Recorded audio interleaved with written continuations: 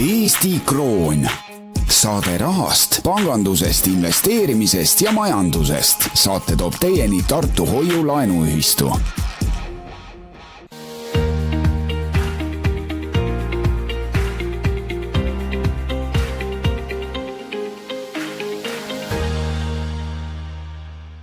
Tervitused kõikidele kuulajatele, kus on mul täna alles huvitav hääl, jah, siis annab kohe tunda, et tegelikult, et on kevad tulemas ja talv on ära minemas ja talve jooksul tuleb ikkagi ükskord ikka nagu natukene seda köha või nohu ikka külge saada ja nüüd saade annab tunda, aga teie kallid kuulajad olete kuulamas saadet Eesti Kroon, saade rahast, pangandusest, investeerimist ja majandust ning saade toob teieni Tartu Hoiu-laenuühistu ning stuudios Andro Roos ja Maksim Aronovitš. Tervist, Andro! Tere!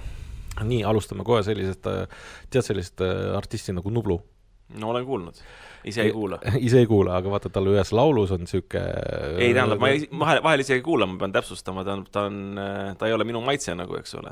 Tead, mõni asi on niimoodi, et on siuke vastik asi, mõni toit on ka niimoodi päris vastik niimoodi, aga selle vastiku maitse pärast juba sööd nagu sellepärast, et vaata, Nublu on üks artist minu arust selline nagu, et spetsiaalsest ei kuula, aga kui kuulad, siis kuulad nagu siuksest haiglasest huvist. Et teada saada, mis maitsega on. Jah.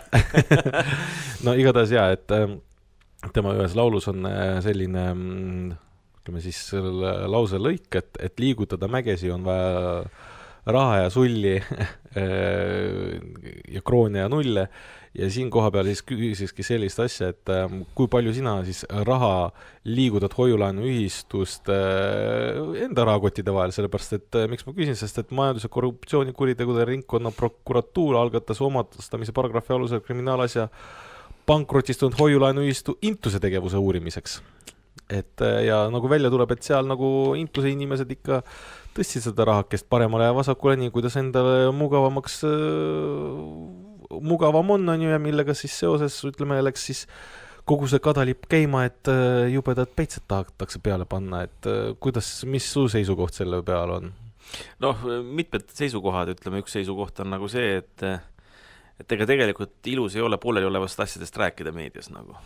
Et ega sina ei tea neid asju, ei tea mina neid asju, ei tea enamik raadiokuulajaid, kes organites ei tööta või ise osalenud ei ole nendes tehingutes, nii et tegelikult me ei oska öelda nagu midagi selle asja kohta.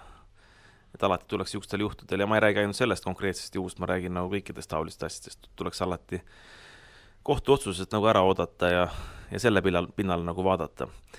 Teine asi on nagu see, et mis sa minu käest küsid seda. Et see on umbes samamoodi, nagu kui ma siin mingisugune osaühingu esindaja oleks, et mingisugust suvakast osaühingust nagu keegi midagi varastas või arvatakse, et varastas ja siis teine osaühingu juht peab nagu seda selgitama, et eks see intus on nagu ta on, et Tartu Hoiu-laenuühistu, kui tal mingit seost ei ole, Eesti Hoiu-laenuühistu liitu ta ei kuulunud ja ei oskagi nagu midagi kommenteerida, et siukene võõras mure ja kauge asi.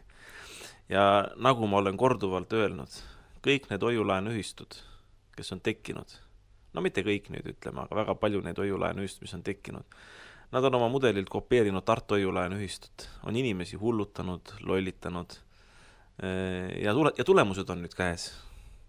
Omad vitsad peksavad. Kes see käskis sinna viia? Nagu, kõlab nii halvasti, et kopeerinud mudelid, hullutanud ja nagu sa oleksid ka hullutanud. Kopeerinud mudelid hullutanud selles mõttes, et Tartu Hoiu-laenuühistu tegutseb normaalselt, meil on normaalsed hoiusintressid, normaalsed laenuintressid. Ehk siis kahe jalaga maa peal, normaalne tegevus, on kinnisvara, on tootmist, on kõike nagu, eks ole, on ettevõtluse toetamist. Aga paljudele sellest ei piisa, eriti need, kes ihalevad suuri hoiusintresse ja vaata, eks mingile piirini on nagu normaalne, aga mingist piirist, kes üle pakub, nagu, see muutubki nagu selliseks püramiidskeemiks ja seda ei pruugita suuta koos hoida ja kui ei suuda koos hoida, eks siis, ja võib-olla ei ole head kavatsused ka olnud, et võib-olla ongi algusest peale olnud eesmärk nagu, välja võtta raha nagu, et mis siin muud öelda on nagu. Aga mina saan küll enda konto peale raha Tartu Hoiu-laenuühistust. Saan iga kuu palka. see on see, et mina ka, sest mitte päris iga kuu, aga kui võlakirjade intressid saabuvad, siis iga 3 kuu tagant midagi ikka tiksub. Et selle koha pealt veel kord tunnistan, et kõik toimib, kõik tiksub, kõik töötab. Aga sellest asjast rääkides, et miks see mulle jälle nagu silma jäi, sest et seal jälle järjekordselt tuletati meelde, et septembris on Rahandusministeerium saatnud kooskõlastusringile selle hoiulaenuühistu seaduse muudatusega, millega tahetakse siis järk-järgult kontrollida ühistust, järk-järgult tõsta kontrolli ühistute ja hoiustamise võimaluste üle ja tagatakse, et oleks nagu ka tagatisfondi kaitse ja nii edasi, et ehk siis surutakse ikkagi seda peale, mille tõttu Põlva hoiulaenuühistu siis pillid kokku pakkis. Noh, eks ajakirjandus tuletab meelde, et ju seal on nagu kallutatud jõud, et vaata need Äripäeva artiklid on ja siin olnud ja niimoodi, et eks see mingi lainena tuleb. Aga hea uudisena ma pean ütlema seda, et kui me eelmine esmaspäev siit stuudio ära lõpetasime, siis vist valitsus nagu kukkus, eks ole. Seda küll, et jälle üks valitsus üle elatud nagu ja nüüd tuleb uus valitsus ja kes kontrollib aega, see kontrollib kõike, nii et enne õhtut ei maksa õisata, aga 2029. aastani on veel pikk maa minna ju. Jah, aga need seadust ei ole vastu võetud, me ei oleme vastu võidelnud, võitleme veel, kui vaja on ja vähemalt see valitsus on üle elatud, et vaatame, kas äkki rahandusminister muutub ja kõik nagu. Nii et nii ta on. Et see on, ütleme, selline venitamistaktikaga. Loodad, et saab võidule? Muidugi, alati saab, aga venitamist, vaata, meie aladel on nagu niimoodi, et ei, kas võidule saab, seda teab issand jumal nagu taevas, aga fakt on nagu see, et eks 2014. aastast me kaevikusõda oleme pidanud ja väga tõsist sõda ikka 2021. või 2. aastast, nii et näed, oleme väga sitta valitsust üle elanud 2 aastat juba, et ja 3 valitsust on nagu selle aja jooksul tegelikult olnud. Nüüd tuleb 4, nii et see on juba omaette saavutus ausalt öeldes. No, sellest rääkides siis, mis sa arvad, et kui nüüd korraks siis sel teemalt nagu kõrvale põrgata sinna nii-öelda valitsussektori poole, et siis ikkagi raha jagamist kui sellist seal oli, kuigi palju taheti teha ja et pärast meie saadet kõik see asi kukkus koinal kokku, et kas võib öelda, et me võime sinuga rahul olla, sest et me ju sinuga siin reaalses stuudios istusime ja võib avalikult öelda, et nõudsime nagu peade lendamist selle kobarkäki kohta, millega olid meretuulikud ja 2,6 miljardit euro jagamist, et kas võib öelda, et saime, mis tahtsime? Jah, tänu meile. Ja teine asi, mis ma sulle ütlen nagu ausalt, et kui ma vaatsin nagu seda, et Tartu hoiulaenuühistu maksis makse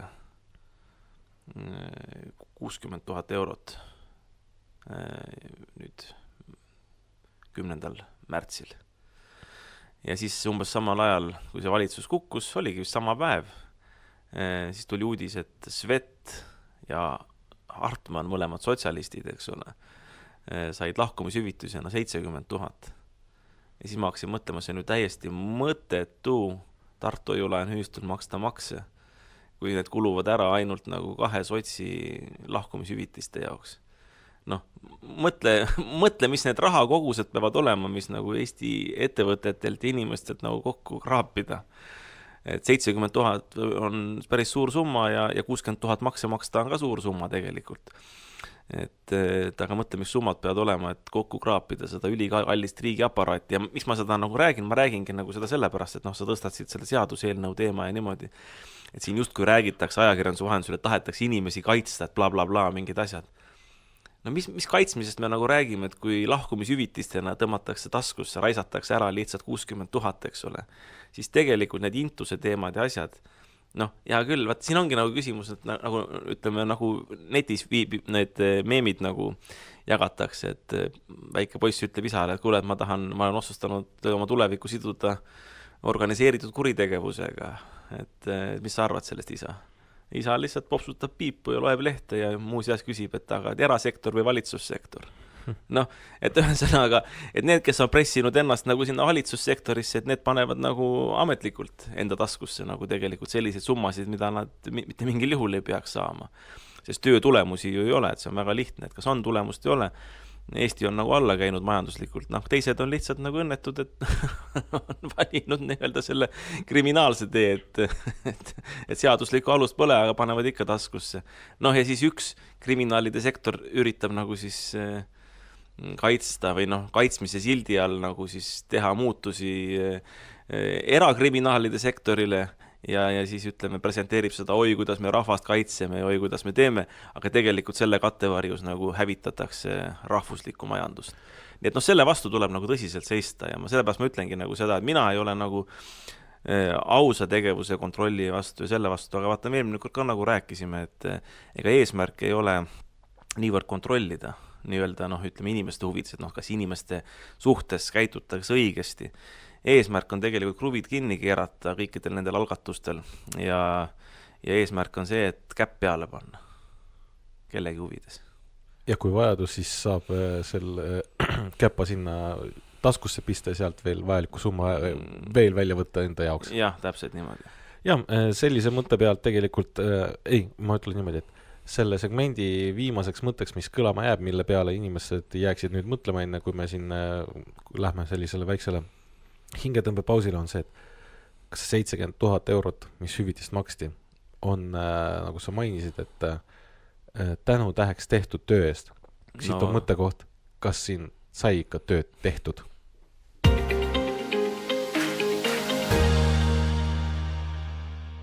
Oleme saatega tagasi, saade on Eesti Kroon, saade rahast, pangandusinvesteerimist ja majandus ning saate toob teinud Tartu Hoiu-laenuühistu. No ja nüüd on vist nende poliitminutite aeg või noh, nagu me eelmises segmendis lõpetasime, et pead pidid lendama ja pead lendasidki valitsuse seisukoha pealt, sellepärast, et kõige tähtsam küsimus ikkagi, nagu meie saates on ikkagi see raha, krabisev ja kuidas sellega ringi käiakse, siis hoiame ju sellel nagu luubiga silma peal ja noh, nagu sai eelnevalt mainitud, valitsus on vahetunud, sellega kohe tõmmati tagasi mingisugused maksuasjad ja nii edasi, et no, mina selline reakodanikuna loen seda asja, mina sellest, kuna ma olen igapäevaselt ka raamatupidaja, siis ma loen ainult seda välja, et midagi jääb väiksemaks, et noh, tore. Või kuidas sa, Andru, arvad, et mis seleta siis nii-öelda maakeeliga meie kuulajatele lahti, et mida tähendab siis selle ettevõtja tulumaksu langetamine, kui oli see, või kaasa arvatud siis, mis on siis maksuvabastamine esimesest eurost või mis need maksud, mis need tähendab, mis need tehakse? No ma arvan, et kõige olulisem on nagu see, et ettevõtte tulumaks tagasi tõmmatakse nagu. Sellepärast asi ei ole ju selles, et sealt mingid hiigelsummad kokku kogutakse, neid ei koguta kokku. No, teine küsimus on üldse, kas neid hiigelsummasid vaja on, mida koguti, aga noh, ütleme, sellised maksud nagu vastu võeti, maksumuudatused. Aga ettevõtte tulumaksu negatiivne pool ongi just nimelt see, et see teeb raamatupidamise nagu keeruliseks, annab maksuhalduritele tööd ja annab ka erinevaid tõlgendamisvõimalusi. Noh, täna on sisuliselt ettevõtjal ikkagi suhteliselt vabad käed, kui ta just päris, noh, ma ei tea, mingit abikaasa sekspesu ei pane nagu endal sinna kuludesse, et noh, see on nagu käibemaksu teema, et kas on õigus käibemaksu tagasi võtta või mitte, aga noh, siis tekiks ka see teema nagu vaata see, et kuidas see sekspesu on seotud sinu ettevõtte tegevusega, et siis sa oled nii käibemaksu petnud kui ka juba tegelikult tulumaksu petnud. Ja see teeb väga keeruliseks selle asja, nii et pikad menetlused asjad, kohtuvaidlusi tuleks sealt nagu, eks ole, sest noh, mitte ainult ei ole sekspesuga tegemist, on ka siuksed päris piiripealsed asjad või ka sellised asjad, mis ei ole piiri peal, aga lihtsalt maksuamet sul pahatahtlikult tõlgendab, et aga miks sa selle kuludesse arvasid, vähendasid kasumit, näed, nüüd on siis nii, et teeme sulle menetluse. Ja noh, lisaks ka see, et vaata, täna on suurem halduskoormus käibemaksuga liitunud ettevõtetel, need, kes on käibemaksu kohustuslased. Väga paljud väiksed ettevõtted ei ole liitunud, ei ole käibemaksu kohustuslased, nad tegelikult on maksuameti huviorbiidis selles mõttes väljas, et kui nad maksavad palgamaksud ära, on asi korras, aga ettevõtte tulumaksuga nad tuleksid kõik nagu sinna maksuameti huvisfääri, sest nad oleks tulumaksu maksmise kohustuslased. Ja noh, ütleme, seal kisa oleks palju rohkem, villa sealt ei ole, et on segadust, ja selles mõttes on hea, et see maha võetakse, ma loodan seda, ega otsuseid ei ole veel ju tehtud, aga ma loodan, et see võetakse, nii et selles mõttes ei maksa nagu ilkuda, aga loomulikult see on nagu poliittehnoloogiline võte, et võib-olla oligi nii plaanitud, et näed, et võtame vastu niisuguse mõttetu maksu, mida nagu nii ellu ei vii, siis võtame tagasi, saame populaarsust, ajame nagu selle siis sotsiaaldemokraatide kaela, et niisugune maks üldse kunagi kehtestati. Nii et Reformierakonna poolt kindlasti väga kaval käik, et ta niimoodi kavatseb teha. No ma ütleme niimoodi, et jah, see on võib-olla selline poliittaktikaline liigutus küll, aga ju me ei saa ikkagi mööda vaadata sellest, et sellel ikkagi on ka positiivne tulem on ikkagi see, et kui see langeb, on ju, et ma tegelikult võib-olla siin kohati natuke näitan ennast rohkem välja võhiklikumalt, kui tegelikult olen, siis ma ikkagi vaatan palju ka selliseid majanduslikke temaatilisi dokumentaale või siis nii-öelda klippe ja nii edasi, siis väga konkreetselt ongi, et selline läbiv joon on olnud, et kui on maksu langetamine, siis on ka tavaliselt olnud riigis ka selline maksulaekumise puhang, et on saadud kordades paremini seda makselaekumist järje peale, kui on seda olnud, kui maksud on olnud kõrged. Sest et ettevõtja vaatab, et kuule, kui see maksud on nagu niivõrd palju madalamad, siis mul on kergem need ära maksta, kui see, et ma hakkan kogu aeg skeemitama ja vaeva nägema, et kuidas nagu nendest kõrgetest maksudest kõrvale hiilida ja ohuga vahele jääda ja saada veel suuremat trahvi, et kui ta on nagu mõistlikkuse piires, siis ongi, et ettevõtjale ikkagi see, et kuule, et ma maksan ära ja kõik asi ants ja elame edasi ja ettevõtlus kasvab minu ettevõte, kasvab ka riigi rahakott, et aga meil on ikka kuidagi läinud see teistpidi ja nüüd on see siis esimene nii-öelda käik selle suunas, et tõmbame maksu vähemaks, anname siis ettevõtjale natuke hingamisruumi. Või ma saan valesti aru? No vaata, siin on jah kaks asja, et üks on siseriiklik turg, teine on nagu see, et kas me väljamaalt suudame nagu juurde tõmmata endale tarbijaid ja maksumaksjaid, et see oleks nagu isegi veel olulisem, kui me tahame riiki arendada. Esimene punkt, ma suhtlesin hiljaaegu meie ühistu liikmest kontserdikorraldajaga. Ma nime vast ei hakka mainima, see ei ole tähtis. Ja tema tõi ka välja, et ega alati, kui ta kalkuleerib hooaega ja kalkuleerib, et mis pileti hind panna, nagu, eks ole. Seal tahavad ju artistid saada ja tuleb lava eest maksta ja ütleme, see koht, kus korraldatakse, see tahab renti saada ja nii edasi. Loomulikult on mingisugust püsikulud, millest ei saa üle ega ümber, aga loomulikult on ka see, et kontserdikorraldaja tahab ju teenida kasumit. Riik ka tahab ju teenida ikkagi maksutulu, nagu, eks ole. Ja nüüd ongi nagu see küsimus, et temal alati, et kui ta kalkuleerib, et mis panna pileti hinnaks. Et kui ta paneb väga soodsa, siis tekib nagu seal nagu see, et võib-olla vaadatakse, et see on nagu viinaga, et kui viinal oleks väga soodne hind, et võib-olla see üldse nagu alkoholismi kaotaks ära, et paned nagu kallistele brändidele odava hinna, sest ega tootmiskulu on nendel ju madal nagu, et siis mis ma ostan nagu, muidu ostan ikka Dom Perignoni, aga kui ta 5 eurot pudel maksaks nagu, et siis ei kõlba nagu juua, et siis parem üldse ei joo, eks ole. Et eks kontsertide ja paljude asjadega on ka nagu see, et muidu ma olen isegi oma kohvikus nagu näinud, et vist esimesel päeval, kui ma selle üle võtsin ise nagu otse hallata nagu, et üks tuli, vaatasid nii odav, ütles, et see on midagi kahtlast, läks minema. Et see on oht odavatel asjadel alati. Kuigi odav võib ka asi olla sellepärast, et ongi odav lihtsalt ja aus värk. Aga teine asi on see, et ta ütles niimoodi, et vaata, et kui on nagu selline piiri peal, et kontserti korraldamine ära ei tasu, et ega see piletit hinna tõstmine ka nagu ei aita. Et sa küll kalkuleerid nagu seda, et tõstan hinda seal, ma ei tea, 20%, et siis saan 20% rohkem tulusid, tegelikult ei saa, et võib-olla tuleb hoopis 40% vähem külastajaid ja lõpuks jääd kahjumisse selle asjaga, nii et ei tule seda käivet. Nii et lõppkokkuvõttes asi on ikkagi selle peale, et ta peab olema paras, kõik peab olema paras ja taskukohane, nagu me siin ka saates oleme korduvalt nagu öelnud, ja ei saa nagu nende asjadega üle pingutada, et selge on see, et tänane maksukoormus on liiga kõrge, eriti kui seda kombineerida nagu meie siukse bürokraatliku asjaajamise keerulisusega. Ta on tõesti keeruliseks läinud ja mõttetuks, nagu, et oleks bürokraatia null ja tänane maksukoormus selline, nagu ta on. Ettevõtjad on leidlikud, elavad üle selle asja, tuleks ka siis maksulaekumisi. Aga siin ongi kaks hooba, et maksutase peab olema normaalne ja tegelikult bürokraatia tase peab olema mõistusepärane. et kõike ei ole mõtet riigil kontrollida, isegi kui sulle tundub seda, et ametnikuna või poliitikuna, et see peaks sinu kontrolli all olema, sa ei suuda seda teha lihtsalt.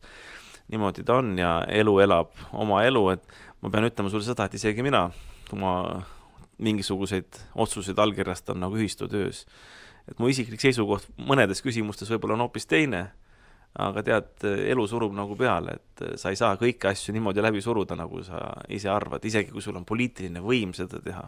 Poliitiline võim seda läbi suruda, sa ei saa seda teha, sa pead arvestama ka nagu konjunktuuri ja pead arvestama nagu sellega, mis su ümber nagu toimub ja mis on mõistlik.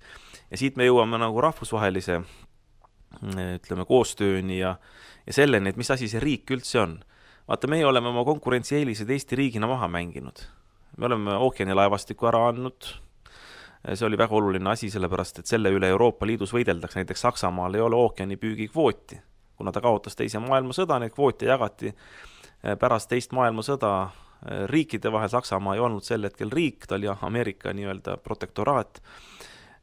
Nõukogude Liit oli riik, meie olime Nõukogude Liidu osa ja kui Eesti sai iseseisvaks 90ndate alguses, siis Nõukogude Liidu osana meile kuulus ookeanipüügi õigus. Teate ju isegi, et seal on vaidlused Gröönimaaga, miks Gröönimaa välja astus ja Islandi ja kõik, et miks Island ei ole Euroopa Liidu liige. See ongi, vaidlused käivad ookeanipüügi õiguste üle, see on väga suur ressurss. Selle Eesti andis koos ookeanilaevastikuga vabatahtlikult ära. No ma olen rääkinud merepiiri kokkutõmbamisest, me lasime Nord Stream 1-2 teha ilma selleta, et Venemaa või Saksamaa meile obrokit maksaks või odavat gaasi annaks, odavat naftat. No me oleme ka piiri läbirääkimistel käest ära andnud kunagi kätte võidetud, ütleme, Narva jõe hüdroelektri kõik õigused nagu, eks ole, sellele. Sest Venemaaga rahuleping nägi ette seda, et me jagame Venemaaga neid ja küsimus ei ole isegi mitte territooriumites, küsimus on nagu selles, et seda teemat ei ole üldse nagu tõstatatudki ja energiakriisis me oleme, et energiat me vajaksime, see on üks Eesti ainukesi jõgesid, kus hüdroelektrit toota saaks, aga näed, Eestile ei kuku sealt kopikatki. Ja me võime jätkata seda loetelu päris pikalt. Mis meie konkurentsieelis veel oli 90. algus oli see, et nüüd jõuamegi maksude juurde ja aktsiiside juurde ja tööjõukulude juurde. Et oli odav tööjõud, et siin oli odav toota, rahvusvahelised ettevõtted tulid siia, loomulikult kasumi võtsid endale, aga eestlased said tööd ja leiba ja osa kasumist kukkus siia ka tagasi. Juba tänu sellele, vaata üks konkurentsieelis, Eesti kroon.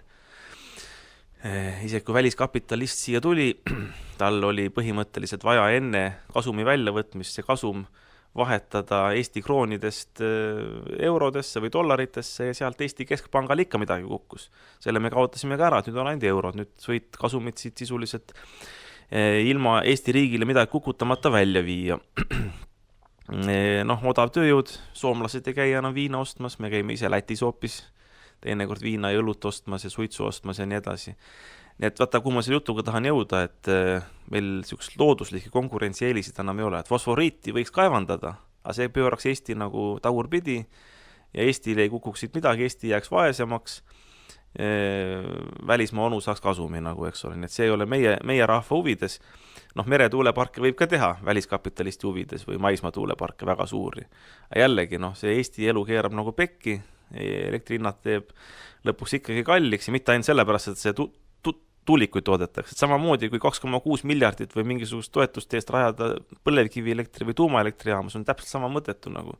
Eesti elu keeratakse pekki, energiahinnad kasvavad, aga välismaa onu saab rikkaks. Nii et ühesõnaga, vaata, nüüd tuleb see point, et meie rahvuslik ressurss või rikkus täna, millega me saame mängida, ja mitte isegi mängida, mida me saame oma huvides, oma rahva huvides ära kasutada ja eestlaste kasuks pöörata, on meie maksusüsteem ja bürokraatlik korraldus.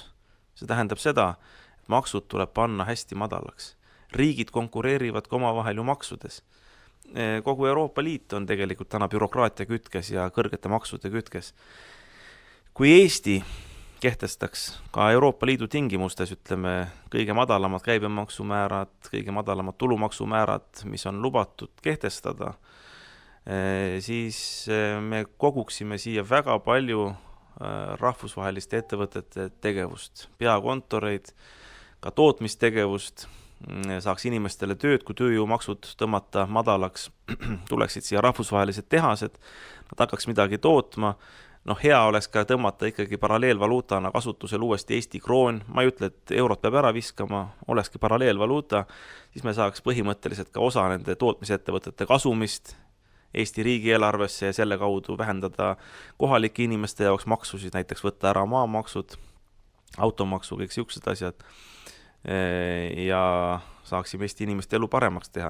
Nii et põhimõtteliselt maksukonkurents on nagu see küsimus. Eesti ainukene järele jäänud rahvuslik rikkus tänasel päeval. Võib-olla tulevikus on võimalik uuesti tagasi saada, kas või ookeanipüügi õigust, mis iganes. Sellest me ei räägi, see on omaette teema. Aga täna alles jäänud rahvuslik rikkus meil on meie seadusandlus. Me saame maksud keerata madalaks, et selle kaudu meelitada rahvusvahelist kapitali siia ja seda oma Eesti inimest huvides nagu tööle panna. Mina lisaks siia juurde selle, et meil on ka veel üks suur ressurss on ikkagi eestlase nutikus ja ka keskmisest parem harituse tase, et ikkagi eestlane on ikkagi võrreldes muu maailmaga on suht kõrgel kohal nii oma inglise keele teadmistega kui ka IT-alaste teadmistega kui ka üldse, võib öelda jonnakuse ja töökusega ka. Kuigi ma pean sulle ütlema, et vaata, need jonnakad ja töökad ja targad, eks need riisutakse ära nii Ameerika kui India kui Hiina poolt, eks ole. Ja kuna meie sündivus on hästi madal ja rahvaarv on väikene, siis kui meilt läheb ära näiteks 10 või 100 geeniust, see on meile rahvuslik katastroof. Kui Hiinast Ameerika näiteks tõmbab ära 10 või 100 või ka 1000 geeniust, see ei ole Hiinale midagi, sest Hiinal on nii suur rahvamass, et ta leiab sealt 1000 geeniust tasemele. Nii et vaata, see on ka rahvusvaheline küsimus ja konkurentsi küsimus, et kuidas nagu säilitada nagu seda, et need helged pead meie juurest ära ei lähe. Aga selle jaoks Eesti tegelikult ei tee täna midagi, et oma inimesi nagu hoida. Et siin ongi, tuleb hoida sellised, nagu sa ütlesid, et kui on tekkinud siia suurettevõtted ja hea maksukeskkond, siis miks peaks see nutikam siis ära minema, on ju? Ja vaata, siin me jõuame ka bürokraatiani, et näiteks mitte, et ma nüüd ennast nii nutikaks peaksin, aga ma ikkagi keskmisest nutikam olen ja ma arvan, et sina oled ka ju keskmisest nagu nutikam ja vast meie saadet kuulavad ka ikkagi keskmisest nutikamad inimesed ja väga paljud neist ja meist tunnetavad ju seda, et meile tehakse Eestis liiga tegelikult, et meie talenti ei kasutata ära sellisel määral ja et meil ei lasta kasutada õigemini nii öelda, et meil ei lasta kasutada ära meie talenti sellisel määral, mis maksimeeriks meie eneseväljendus soovi ja maksimeeriks ka riigi või rahva tulu nagu sellest, mida me saaksime nagu anda. Mina näiteks isiklikult tunnen küll, et ma tegelikult võiksin palju rohkem teha, aga näiteks ma olen väga palju kammitsetud sellega, et ma Finantsinspektsioonile teen mitmesuguseid aruandeid. Meil on ju mingisugune 4, 5 või 6 sise- ja välisaudiitori raportit vaja aastas teha. Ja kogu aeg mingit kirjavahetust pidada nagu siukeste mõttetutel teemadel, uued regulatsioonid tuleb peale, mis ei ole nagu inimeste kaitsmisega mitte mingisugust pistmist. Võtame, see on üks valdkond. Võtame ükskõik teised tegevusvaldkonnad, mis seal on, kas või ehitusvaidlused, asjad. Tegelikult olgem ausad, see on asjatu kulu inimese jaoks. Ja ma jällegi, ma ei räägi oma isiklikust tragöödiast, et ma üldistangi seda, et ma ei tea, kas ma seda näidet olen toonud, aga üks kinnistu, mis meil nagu Pärnus on see Soolaaida kinnistu, mis praegu nagu pausi peal ehituse mõttes on. Aga eelmine omanik tegi 10 aastat ehitusluba sinna peale. Siis tal saigi jaks otsa, siis ta müüs meile selle edasi. Aga mõtle nüüd ise, et inimese eluiga on 70 aastat. 20-aastasena hakkab produktiivselt tööle, jääb järgi siis 50 aastat produktiivset elu, võib-olla viimases otsas veel ei olegi nii produktiivne, ütleme seal 4-50 aastat siukest aktiivset elu. Palju sa jõuad selliseid ehituslubasid siis nagu teha, eks ole, teedki oma elu jooksul 2-3 tükki, siis on nagu kõriauguni sellest ja rohkem ei tee. Aga see ei peaks niimoodi olema. Ja see ei ole väike mure tegelikult, et mõni mõtleb, las see ärimees või asi olla. See on absoluutselt igas tegevusvaldkonnas niimoodi, et sa ei saa ennast väljendada. Võtame kas või nagu veel selle asja, et leiutamised, leidurid. Minust Henry Ford elu lõpupäevadel seal Facebookis, ma olen suur Facebooki kasutaja, tuleb välja. Olid pildid, kus ta naisega sõitis elupäevade lõpul nagu oma siukse esimese autoga, mis ta vist kunagi ehitas, eks ole. Vaata, siis oli see bürokraatia tase oli väga madal ühiskonnas. Inimene sai leiutada, sai oma isikliku autoga nagu välja tulla. aga nüüd ma ei usu, et Eestis on vähe neid inimesi, kes oma garaažis on võimelised kokku panema käepäraste vahenditega sõiduriista. Ainuke asi on selles, et nad ei või sellega tänavale tulla. Tegelikult nad ju võiksid, vaata, eks ole. Tuleks tänavale, mulle meenub 20... vahe kommentaariks, et sa ei saa oma kaarikugagi liikuda, ammugi mitte pargitada. No vaat näed, isegi obukaarikuga ei saa, kuigi see on väga madala tehnoloogiline seade, eks ole. Aga mulle tuleb meelde üks Muhu mees tuleb meelde 20 aasta tagant, kus ta siis võeti intervjuu ja suveintervjuu oli mingi ja võeti intervjuu. Just niimoodi, ma ise tegin endale automobiili, eks ole, käin sellega siin Muhu vahel poes. Võib-olla politsei pigistas silma kinni, ma ei usu, et tal nagu see seaduslikud õigus oli seda teha. Aga ühel vanamehel lasti teha, eks ole. Ja ütles, näed, et enne mul oli, ma ei tea, hästi väike oli see kilomeetri hind, et enne mul oli niimoodi, aga näed, nüüd panin oma käepäraste vahendite koduhoovi väikse tuuliku püsti, laen sealt oma autot, eks ole. Siis oli sel ajal Eestis ei olnud mingit juttu, et elektriautost kuskil laaditakse või laadimispunktid. Näed, vanamees pani ise tuuliku püsti, tegi ise laadimispunkti, tegi ise auto, laadis seda, ütles, nüüd ma käin tasuta poes nagu, eks ole. Aga tegelikult sellist asja just ongi vaja, sellist leidlikkust ja leidurlust nagu soosida Eestis ja väga paljud inimesed tegelikult on kammitsetud selles.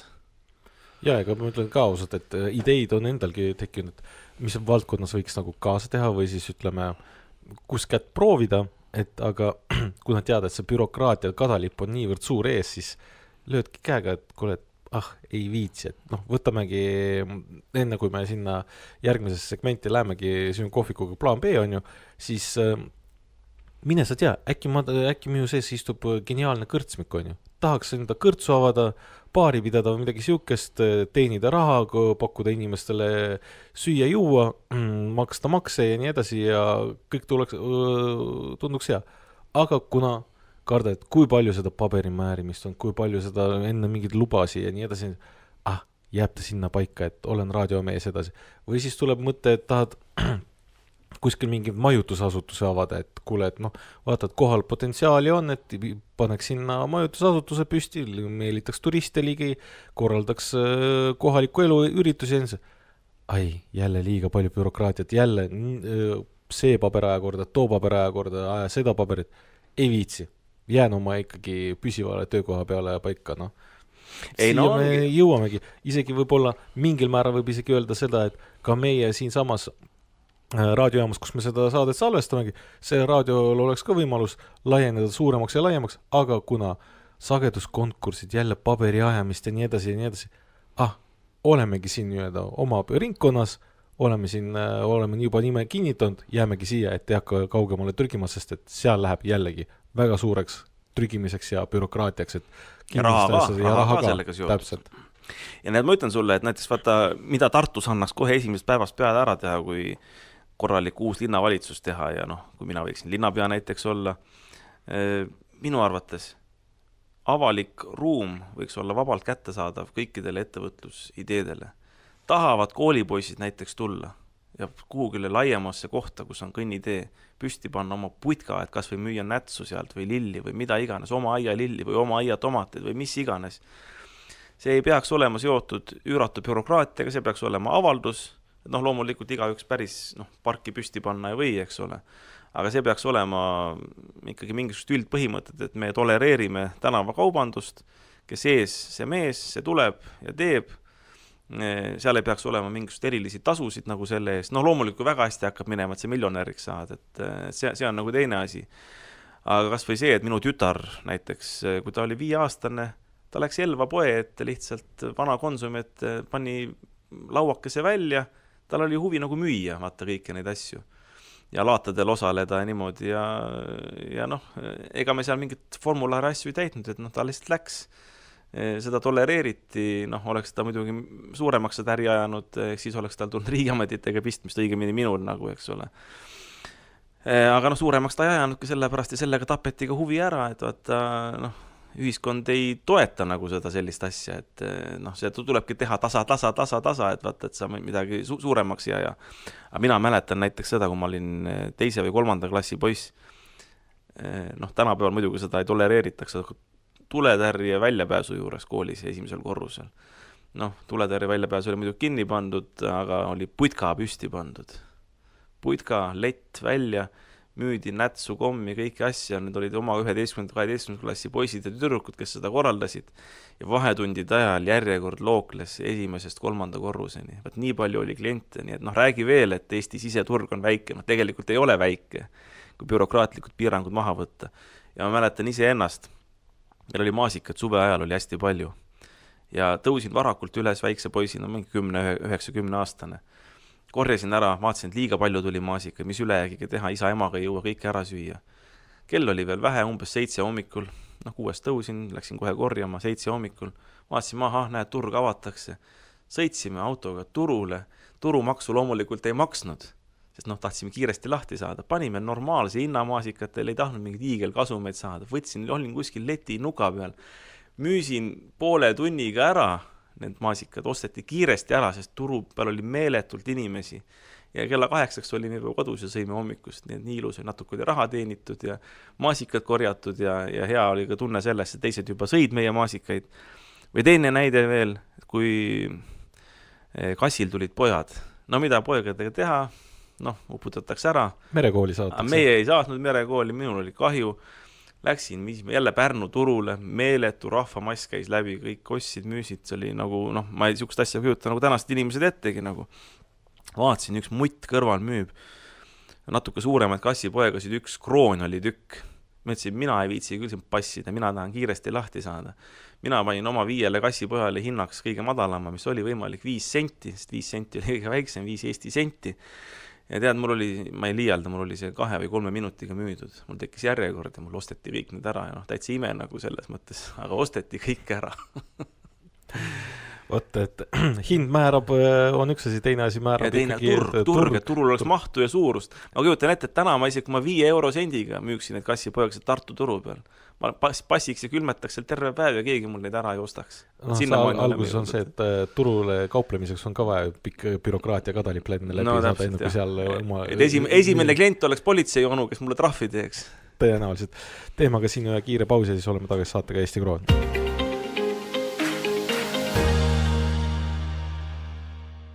Oleme saatega tagasi, saade on Eesti Kroon, saade rahast pangandusinvesteerimisest ja maasing, saate toob teenib Tartu Hoiu-laenuühistu ning nagu ikka, ennem kui see räägitud ka korduvalt mainiti juba, et kohvikus plaan B, elu käib, elu kihab, isegi seal nagu teada-tuntud suure promojana olen seal juba korduvalt käinud, ma olen juba seal ütleme regulaarne, võib öelda klient, et teatakse minu eelistusi, menüüalaseid eelistusi, sest et menüüalane eelistus on Rootsi laud, mida saab siis 5 euroga. Ja teine asi on siis, mis on avadlev, on menüü teine valik, mis on jäätis. Ja jäätis on see, mis minul tütrekesele meeldib sealt võtta. Ja aga seal peale selle, et saab kõhu täis ja jäätise söödud, toimub ka erinevaid üritusi ja oli just siin hiljuti järjekordne Nursipalu üritus ära ja on tulemas mitmeid üritusi veel, et Andro, et sinu soolo on ka vist seal tulemas. Jaa, et ma olen nagu Keiser Nero, et ikka enda hääle kõla meeldib väga ja sellepärast ei saa sellest üle ega ümber, et ma 21. märtsil, reedelsel päeval, sel reedel teen siis õhtul kell 6 sihukese etteaste ja Toomas Paur tuleb ka minuga, tema tuleb küsijana ja öelda, et mina olen siis nagu vastaja, et proovime nagu sellist formaati ka rakendada, et annan enda nagu sihukeseks katsejäneseks, et kui hästi välja tuleb, rahvale meeldib, siis tuleb teisi ettekandjaid ka nagu tulevikus. Et oleme siin juba rääkinud, näiteks Märt Põder on nõusoleku andnud, et loksutame temaga paika, et e-valimiste teemal me tahame teha e-valimistest sellised workshopid või töötoad, kus tegelikult jagame ka rahvale ülesanded kätte, kes ise tahab võtta nagu neid, et mida igaüks saab ära teha, et e-valimised muuta turvalisemaks või kui turvalisemaks teha, kuidas need tulevikus ära lõpetada. Et ühesõnaga sellise workshopi tahame teha, aga see jääb nagu tulevikuks, võib-olla siis aprilli algusesse, aga selle reedel, jah, 21. märts. Mis sa arvad, mis teema võiks olla? No, ma ütleks niimoodi, et ma arvan, et ma ei taba seda teema, seda naela pead, aga see käis meie saatest täna läbi, et see on tulevikuks võib-olla hea teema, et nagu sa mainisid, et mis on meie riigi tugevused või siis on ka see, et tooks Eesti krooni tagasi. Ei ole vaja Eesti krooni tagasi tuua, mitte midagi halba meie saate vastu. Veksel on juba meil olemas. Veksel on olemas, jah. Veksel on olemas. Aga ma ütlen, me teeme maisema teema. see on rahaga seotud, aga vaata, kõne all on ikkagi see 500 miljardit dollarit, mille raames USA peab siis saama Ukrainast, Ukraina peab andma USA-le maavarasid, maavaraleppe. Ja meie küsimus on, minu küsimus on, et kui palju Eesti sellest saab. Eesti on kõige suurem toetaja, et arutame rahvaga nagu läbi need asjad, et me tahame tagasi ka saada. Ei ole vaata niimoodi, et meie oleme heast peast andnud, et me oleme need lollivannid, et meie anname heast peast ja teised lähevad ja võtavad kasumit. Et kui meie rahvas on juba nii palju kannatanud, siis me tahame nende kannatuste eest ka midagi saada. See ei ole võib-olla meeldiv teema ja võib-olla mõni siin lillelapse mõtteviisiga nagu mõtleb seda, et näed, vaata, kus on kasuahne. Aga tõesti, vaata, meil räägitakse kogu aeg sellest, et Eesti riik on nagu midagi sellist, kus eestlane peab püksirihma nagu kokku tõmbama ja tavainimene peab püksirihma kokku tõmbama ja meie peab olema kangesti altruistlikud nagu teiste suhtes ja siis hirmutatakse, muidu tuleb äkki konflikt meie õuele. Aga vaata, rahvusvaheline poliitika on nüüd pööranud nagu selliseks, et on kasumi jagamiseks läinud ja ma ütlen seda, et me peame arutama ka seda, et kuidas Eesti sellest kasumist osa saab ja mitte Eesti Margus Tsahkna mõttes ega Kristen Michali mõttes, vaid Eesti selles mõttes, et sina ja raadiokuulaja ja mina ja sinu naaber ja naabrimees, see tavaline eestlane, me kõik, kelle najal Eesti Vabariik püsti seisab.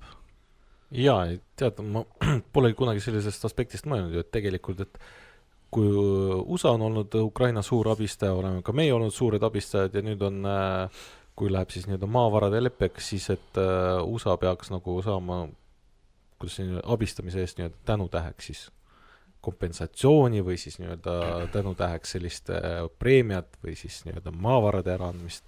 Aga need, kes teised abistasid, et nendele on, kas ootab ainult soe käepikistus ja aitäh, et Eesti rahvas rihma pingutasite. No vaat jah, et see suur Peeter ja väike Peeter, et me võime küll väiksed Peetrid olla, aga me päris sellised väiksed Peetrid ju olla ei taha, kes oma leivakoti peavad laskma tühjaks süüa ja siis pärast, kui nälg endal majas on, et siis suur Peeter ajab nagu ära, et me tunnistame, et me oleme väikesed, aga me tahame ka supipoti juures olla.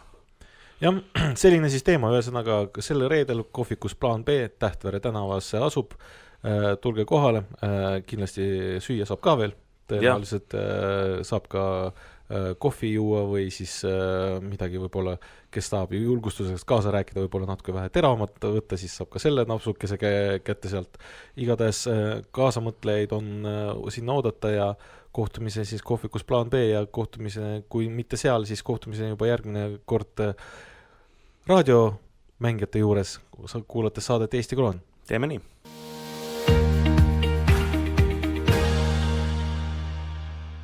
Eesti Kroon. Saade rahast, pangandusest, investeerimisest ja majandusest. Saate toob teieni Tartu Hoiu-laenuühistu.